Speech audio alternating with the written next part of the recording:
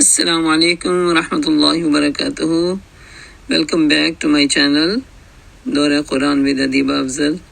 اس دعا کے ساتھ کہ اہلا و سہلا و مرحبا یا رب بنا دے ہم سب کو اہل القرآن و اہل التقوی و مغفرہ. آگے بڑھنے سے پہلے سب سے ریکویسٹ ہے کہ چینل کو سبسکرائب، لائک اور شیئر کر کے اس کار خیر میں حصے دار بنیے. نحمدہ و نصلی علی رسولہ الکریم، اما بعد فاعوذ باللہ السمیع العلیم من الشیطان الرجیم. بسم اللہ الرحمن الرحیم. رب اشرح لی صدری ویسر لی امری واحلل عقدۃ من لسانی یفقہوا قولی واجعل لی وزیرا من اہلی. ربنا زدنا علما اللہم فقہنا فی الدین وعلمنا تأویل. رب یسر ولا تعسر وتمم بالخیر وبک نستعین. اللہم اہدنا وسددنا، اللہم اہد قلبی وسدد لسانی واسلل سخیمۃ قلبی. آمین ثم آمین یا رب العالمین. سورۃ النساء آیا نمبر 136. اعوذ باللہ من الشیطان الرجیم. بسم اللہ الرحمن الرحیم. يا أيها الذين آمنوا بالله ورسوله والكتاب الذي نزل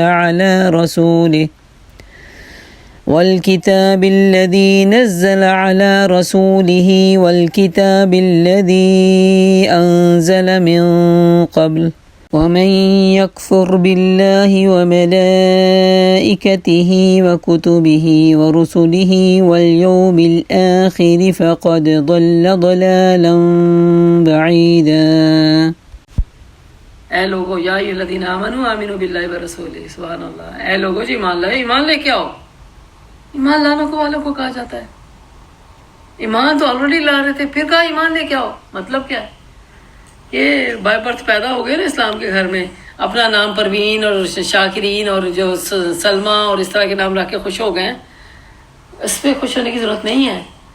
ایمان لاؤ، آؤ جو اللہ کے دین کے لیے اکٹھے ہو، جو محفلوں میں آؤ، دین سیکھو، سکھاؤ، قرآن سیکھو، پہنچاؤ آگے. یہ میرے اور آپ کے لیے دعوت ہے. بائی برتھ مسلمان ہونا کافی نہیں ہے، وہ نجات کا ذریعہ کوئی نہیں بنے گا. ہم سوچتے رہیں گے کہ چلو شکر ہے ہم تو مسلمان کے گھر میں پیدا ہو گئے تھے، نام میرا مسلمانوں والا ہے، کوئی زاہدہ نام ہے، کوئی جیسے مسلمانوں کے نام ہوتے ہیں، حفصہ نام ہے، زینب نام ہے، صفیہ نام ہے، عائشہ نام ہے. تو ناموں کی وجہ سے نہیں ہوگی پروموشن. ایمان لانے والوں کو کہا جاتا ہے ایمان لے کے آؤ، آ جاؤ، بیٹھو، اللہ کے دین کو سیکھو، سکھاؤ، اور اس کے رسول پر، اس کی کتاب پر جو اس نے نازل کی ہے اس پر ایمان لے کے آؤ. یعنی اس کو ریفریش کرو. اس کا مطلب ہے موت تک ہمیں اسے ریفریشنگ کی ضرورت ہے. سبحان اللہ، سبحان اللہ، سبحان اللہ. 4 دن پہلے آپ کوئی کام کریں، 4 دن کے بعد کریں، لگتا ہے نیا کام ہو رہا ہے، نئی بات ہے، نئی ریمائنڈر ہے، نیا سارا کچھ ہے. اور اس کتاب پر جو اس نے پہلے سے نازل کر چکا ہے، جس نے اللہ اور اس کے ملائکہ اور اس کے کتاب اور اس کے رسول اور روز آخرت پر سے کفر کیا، وہ گمراہی میں دور تک بھٹک گیا.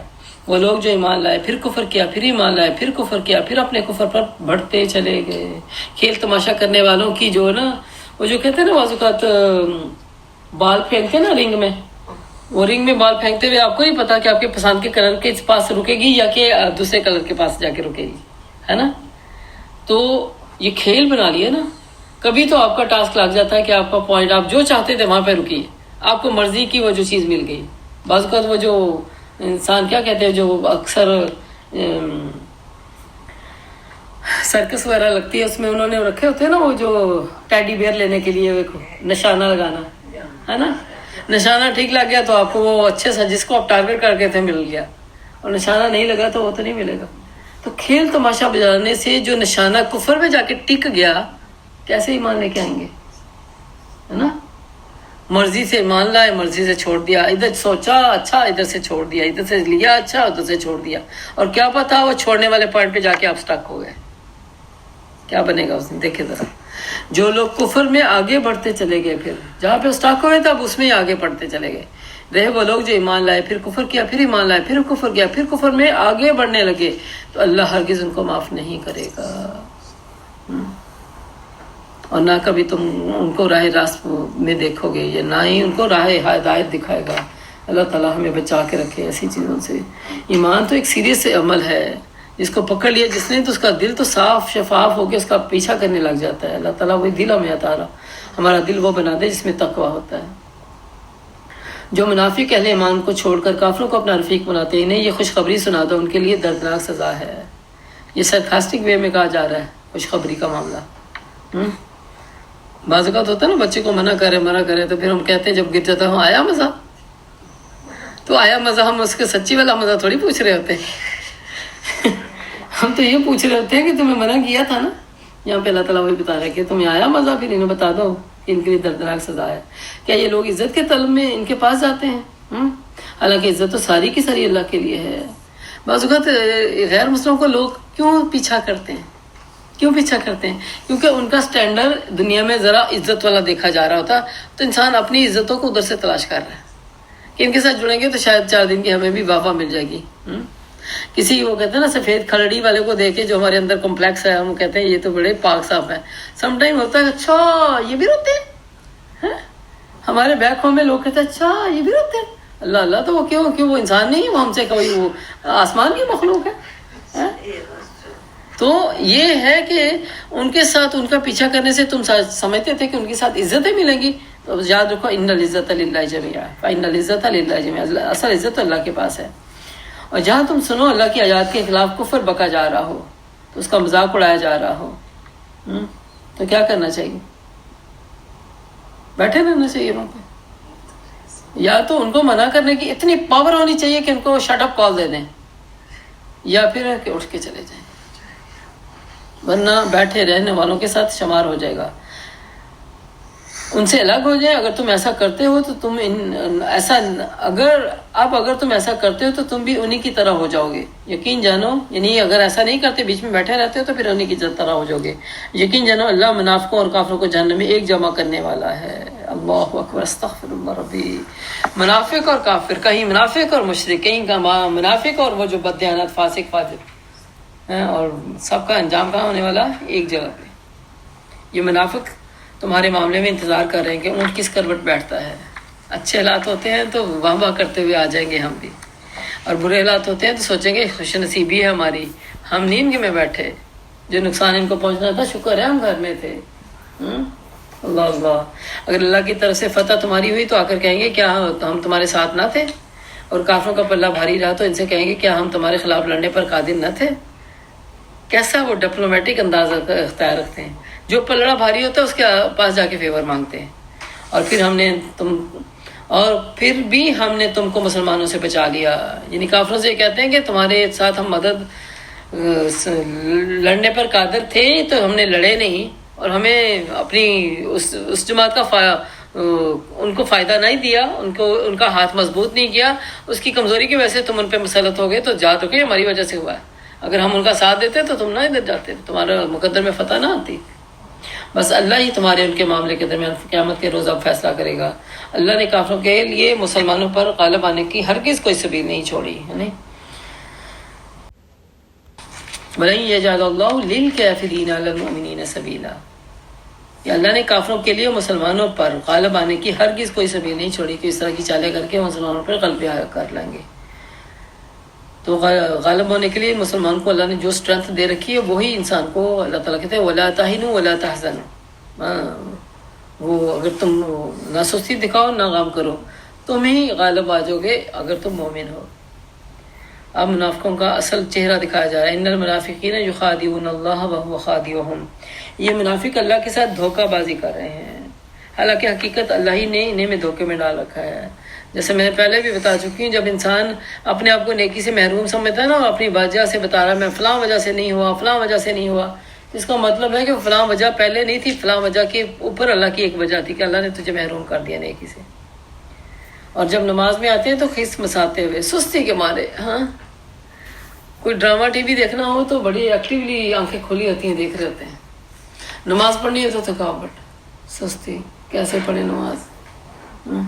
پھر اٹھک بیٹھک کر کے یا بیٹھ کے 4 ٹھونگے لگا کے بس وہ کہتے ہیں نا ایک ٹک لگا دیا تو یہ منافقت کی نمازت ہے. اللہ کے نبی نے فرمایا تل کا صلاۃ المنافق تل کا صلاۃ المنافق تل کا صلاۃ المنافق. آپ کس کہنے پہ لوگوں نے پوچھا کون سی نماز منافق کی ہے اللہ کے نبی.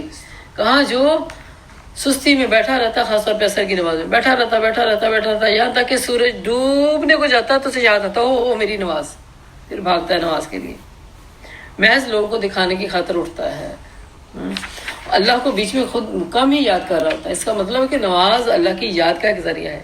جب نماز میں اللہ کی یاد نہیں ہوتی، اپنے آپ سے باتیں ہوتی ہیں، تو وہ کون سی نماز ہے پھر؟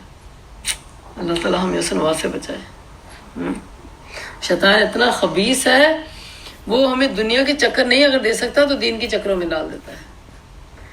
کیا کرنا ہے، کہاں کرنا ہے، کتنا کرنا ہے، کتنا نہیں کرنا، کون سی تفسیر کرنی ہے، کون سا سوچنا ہے، کون سا پڑھنا ہے، ہاں نماز میں ہے اور خیالات چلے یہی آ رہے ہیں نا۔ تو ان کا آنا بھی تو نماز میں خلل ڈالنے کا ذریعہ تھا نا۔ یہ ان کا آنا اس وقت تو حلال نہیں تھا نماز میں آنا، حالانکہ یہ ایک بہت پاک کام ہے۔ اس وقت جو میں کر رہی ہوں یہ اس وقت کے لیے تھا، جو نماز پڑھنی تھی وہ نماز میں اس کا آنا ٹھیک نہیں تھا۔ تو ہمارے پاس شیطان مختلف اینگل سے آتا ہے، اسے پتہ ہے اس کو دنیا کا لالچ نہیں ہے، دنیا کی چیزیں کو میں چکر دوں گا تو اس نے اس کی سننی کوئی نہیں ہے۔ اس کو لالچ ہے نیکیاں کمانے کا، تو اس کو نیکیاں کمانے کے طریقے سکھاتا ہوں نماز میں۔ نماز شروع کر لی ہے اور نیکیاں کمانے کے طریقے شروع ہو گئے۔ اللہ رکوع میں چلے گئے، پتہ نہیں چلا سورت کون سی پڑھی، یہ پڑھی ہوئی ہے تو غور و فکر ہی نہیں کیا۔ سورت فاتحہ پڑھ کے آمین پہ آگے، پتہ نہیں چلا ہم نے کیا مانگا ہے۔ تو اللہ تعالیٰ سے بس ہم بہت کمزور ہیں، بہت ہی کمزور ہیں۔ اللہ تعالیٰ اس مردود چال سے ہمیں بچا کے رکھے جو اس کی ہے۔ تو اس میں اپنے آپ کو بس تھوڑی سزائیں دیتے رہنا چاہیے تاکہ ہمارا جو اینگل ہے ٹھیک رہے۔ کفر ایمان کے درمیان ڈاما ڈول بھی ہوتے ہیں، سستی بھی دکھاتے ہیں، لوگوں کی خاطر کام کرتے ہیں، ریاکاری بھی دکھاتے ہیں، اور ایمان اور کفر کے درمیان پھنسے ہوتے ہیں، انہیں یقین ہی نہیں ہوتا کہ اللہ کے وعدے سچے ہیں۔ نہ پوری اس طرف ہے نہ پورے اس طرف ہے۔ جسے اللہ نے بھٹکا دیا اس کے لیے اب کوئی راستہ تم نہیں پا سکو گے۔ یا ایھا الذین آمنوا لا تتخذوا الکافرین اولیاء من دون المؤمنین، ایمان لانے والے پھر مخاطب ہیں کہ ایمان لانے والوں ان کافروں کو اپنا رفیق مت بناؤ، دوست مت بناؤ۔ کیا تم چاہتے ہو کہ اللہ کو اپنے خلاف صریح حجت دے دو؟ یقین جانو منافق جہنم کے سب سے نیچے طبقے میں جائیں گے۔ ان المنافقین فی الدرک الاسفل من النار، باٹم والا حصہ، اور ہمیشہ باٹم والا حصہ زیادہ جلدی جلتا ہے اور اس کو ہیٹ زیادہ پہنچ رہی ہوتی ہے۔ اللہ تعالیٰ ہم سب کو اللہم طہر قلوبنا من النفاق واعمالنا من الریا والسنتنا من الکذب وأعیننا من الخیانة فإنک تعلم خائنۃ الأعین وما تخفی الصدور۔ آمین ثم آمین یا رب العالمین۔ اور وہاں پہ جب نچلے طبقے میں ڈالے جائیں گے تو کوئی مددگار بھی نہ پاؤ گے، البتہ جو ان میں سے تائب ہو جائیں، اپنے طرز عمل کی اصلاح کر لیں تو اللہ کا دامن تھام لیں۔ موقع ہے ابھی بھی، اپنی منافقت سے ہم نکل آئیں۔ ہم سبھی کسی نہ کسی درجے میں منافق ہیں۔ اگر ہم سمجھتے نا نہیں ہم نہیں ہیں تو پھر پکے منافق ہم ہی ہیں، کیونکہ مومن ہی ہے جو منافق ہے جو اس سے بے خوف ہوتا ہے۔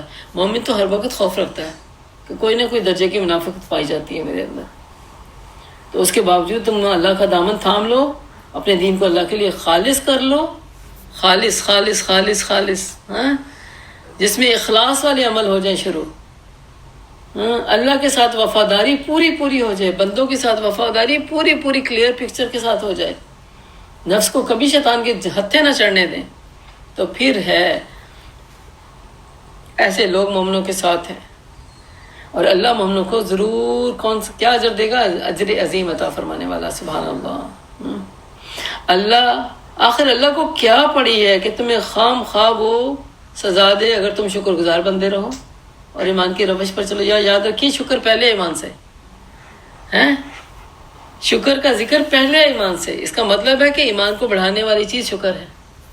ایمان کے اندر ایمان کا لیول ایک جیسا نہیں رہتا، بدلتا رہتا ہے۔ تو ایمان جتنا شکر گزاری میں اللہ کی نعمتوں کو پہچان ہوتی ہے اتنا ایمان بڑھتا ہے۔ اس لیے شکر گزاری پہلے رکھی ہے اللہ نے کہ اگر بندے میرے شکر گزار ہوں اور اس کے بعد اس پہ ایمان بھی لے آئیں تو اللہ کو بھلا کیسے پائیں گے، کیسے میں عذاب دے سکتا ہوں بھلا؟ اللہ تعالیٰ کہتے ہیں میں کیسا اس طرح کر سکتا ہوں بھلا؟ وَكَانَ اللَّهُ شَاكِرًا عَلِيمًا، اللہ تعالیٰ تو بڑا ہی قدردان ہے اور سب حال پر واقف ہے۔ تو اس سے پتہ چلتا ہے کہ یہ شکر گزاری ہے نا وہ کیسے ہوتی ہے۔ پہلے تو اعتراف نعمت، دل میں آ جائے، نعمت کا اعتراف کرنا، پھر زبان پہ اس کا اقرار کرنا کہ واقعی رب تو نے بڑی نعمت دے رکھی ہے مجھے، اور پھر عمل سے اس کا اظہار کرنا، احسان مندی والا اظہار، یہ ہے اصل شکر۔ تو اللہ پاک ہم سب کو شکر گزار بندہ بنائے۔ یا رب العزت جو کچھ ہم نے سیکھا سمجھا پڑھا اس پہ عمل کی توفیق عطا فرما دے، اور جو غلطی ہوگی اس سے درگزر فرما۔ یا اللہ ہمیں اپنے ایمان کی تجدید کرنے والا بنا دے، ڈیلی بیسس پہ اللہ ہمیں اپنے ایمان کی جانچ کرنے والا اور اس کو بڑھانے کی تدبیریں کرنے والا بنا دے، ہمارے ایمان کی حفاظت فرما۔ اللہم زینا بزینت الایمان وجعلنا ہداۃ مہتدین۔ یا الہی ہمیں ایمان کی حفاظت کے ساتھ اپنے دین کے پہ ثابت قدمی عطا فرما، منافقت سے ہمیں اپنی پناہ میں رکھنا۔ یا الہی ہمیں سچے پکے مومن بنا دے، سچے پکی مومنات بنا دے۔ یا اللہ ہمیں دین کے کاموں کو بڑھانے والا بنا دے، دین کے کاموں کو تبلیغ میں فروغ دینے والا بنا دے، جو دین کا مذاق اڑانے والے ہیں یا اللہ ان کو کنڈیم کرنے والا بنا دے۔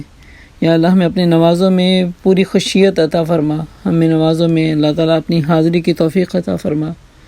یا اللہ ہماری نمازوں کی حفاظت فرما۔ یا اللہ تو ہمیں اپنے حفظ و امان میں رکھ، ہمارے ایمان کی حفاظت فرما، ہمارے عملوں کی حفاظت فرما، ہمیں اخلاص والے عمل عطا فرما۔ یا اللہ ہمیں اخلاص والے عمل عطا فرما، ہمارا شمار متقین اور مقربین میں کر دے، اور ہمیں اپنے ہمیشہ شکر گزار بندوں میں شمار فرما۔ آمین ثم آمین یا رب العالمین۔ آخر دعوانا ان الحمد للہ رب العالمین والصلاة والسلام علی خاتم الانبیاء المرسلین۔ ربنا تقبل منا انك انت السميع العليم وتب علينا انك انت التواب الرحيم۔ سبحانك اللهم وبحمدك نشهد ان لا اله الا انت نستغفرك ونتوب اليك۔ سبحان ربك رب العزة عما يصفون وسلام على المرسلين والحمد لله رب العالمين والحمد لله رب العالمين والحمد لله رب العالمين۔ السلام علیکم ورحمۃ اللہ وبرکاتہ۔ وعلیکم السلام ورحمۃ اللہ وبرکاتہ۔